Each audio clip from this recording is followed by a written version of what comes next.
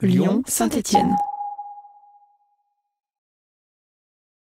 Du coup, Romain Boissa, qui devait intervenir maintenant, s'excuse de ne pas pouvoir finalement participer à la journée.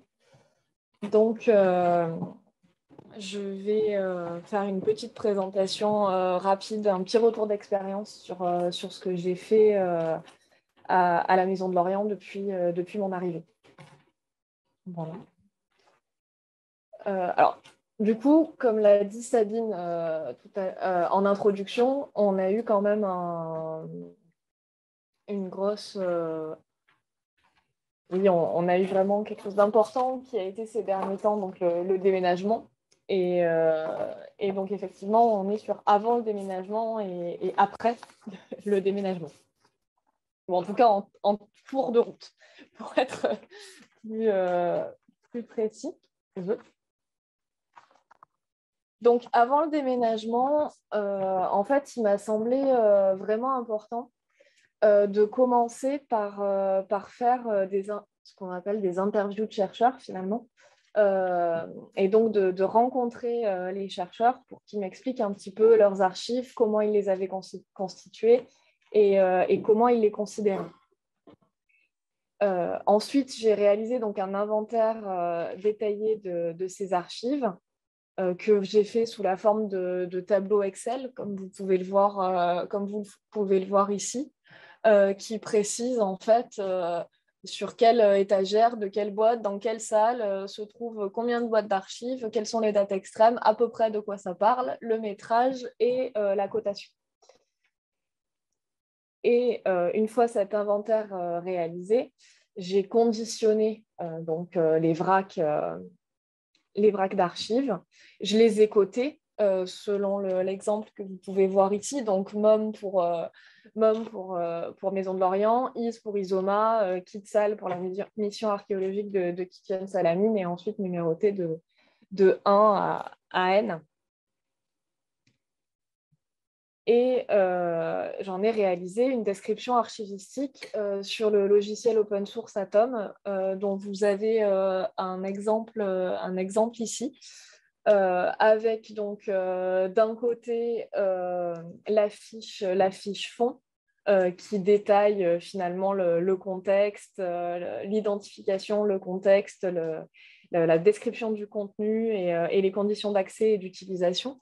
Avec une description du contenu plus précise à gauche, qu'on peut reprendre finalement pour à peu près toutes les missions archéologiques, avec effectivement d'un côté les données de fouille, mais aussi tout ce qui concerne l'administration de la fouille, les programmes et les rapports de fouille, les préparations de publication, les rencontres scientifiques, la documentation, la presse écrite et audiovisuelle, la correspondance scientifique, ce qui concerne l'enseignement et la formation et certaines missions d'études. Vous avez également dans cet outil des notices d'autorité, donc ici sur la mission archéologique de Salamine, qui décrit un petit peu l'historique de la mission, et également sur les producteurs, de petites biographies sur les producteurs comme Marguerition, par exemple. Et donc, vous avez aussi sur le blog de la bibliothèque de la Maison de Lorient un article de synthèse qui s'intitule « Les archives de la MOM, un trésor inexploité », qui est accessible en ligne actuellement sur le site du blog de la bibliothèque et qui résume finalement ce que j'avais fait avant le déménagement et qui maintenant date de 2018. Voilà.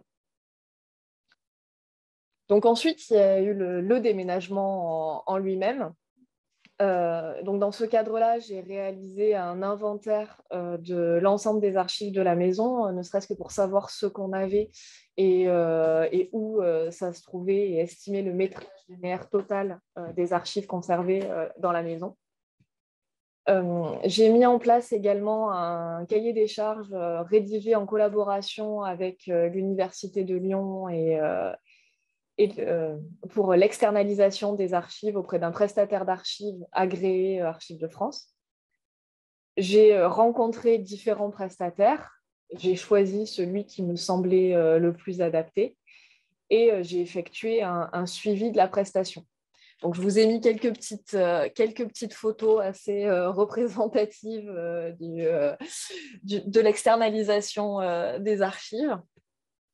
Et la question aussi importante des meubles à plan, puisqu'on en a un certain nombre au sein de la maison, une soixantaine, et qui contiennent donc à la fois des plans, des calques, des estampages et différents types de documents liés à différentes missions archéologiques de la maison.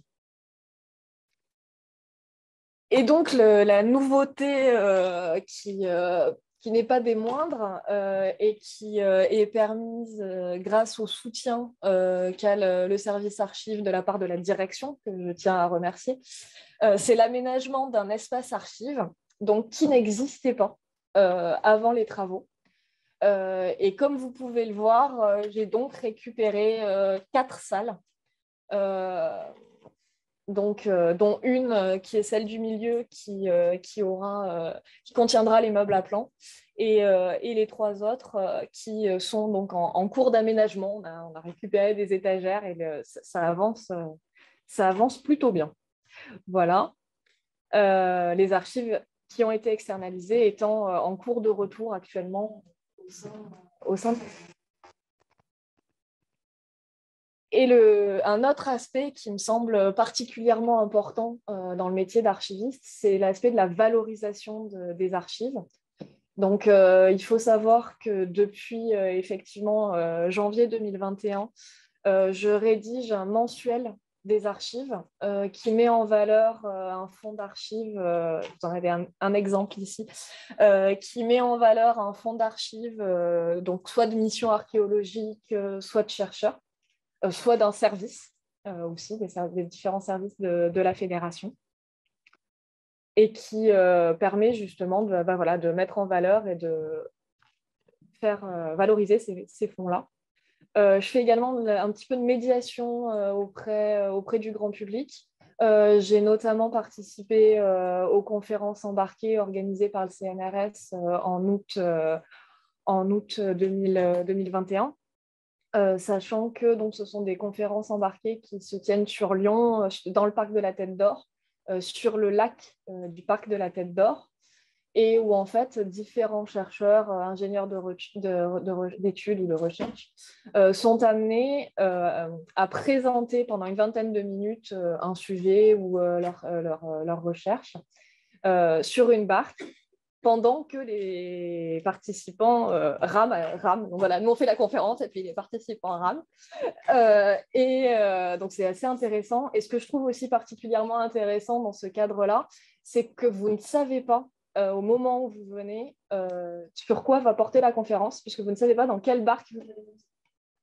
Donc il y a un effet de surprise qui est assez sympa aussi. Et donc, prochainement, j'en profite, je vais participer aux Journées européennes de l'archéologie qui vont avoir lieu les week-ends du 17 et du 18 juin au musée Lugdunum. Et ce sera justement un travail sur le rapport entre la recherche et les archives. Voilà. Je participe à différents groupes de travail, Océane l'a évoqué, que ce soit MASA, Frantic, la section Aurore de l'AF. Et puis, je fais également beaucoup de sensibilisation et de médiation, à la fois auprès des chercheurs, mais également auprès du grand public, comme je viens de vous l'expliquer. Et donc, effectivement, j'ai également mis à jour, en tout cas, la présentation du service sur le site web de la MOM, et sur lequel, donc, comme vous pouvez le voir à l'écran, sont accessibles tous les mensuels rédigés depuis janvier 2021. Voilà, donc c'est une petite présentation assez rapide pour vous faire un retour d'expérience. Donc, est-ce que vous avez des questions sur cette présentation, des remarques? Non, dans le chat non plus. Eh bien, parfait. Donc, il est midi, pile. On est dans les... Oui, Lucille c'est juste l'écho. Je vais essayer de parler. Je me fais l'écho d'une question de Emmanuel Picard. Est-ce que c'est possible de repréciser les informations sur le colloque de l'âtre pour le mois de juin à Lyon? Et je propose aussi qu'au sein de la section on relie aussi ces informations sur la liste. On a demandé de préciser jour, titre.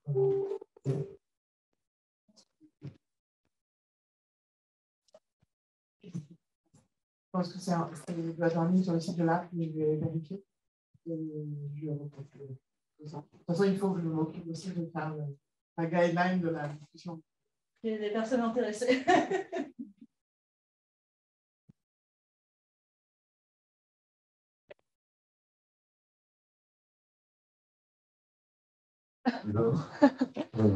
Dans ce déménagement, justement, qui a été considérable quand même au niveau de la maison, où justement les archives étaient stockées un peu dans tous les bureaux, dans les bureaux des chercheurs, dans les couloirs.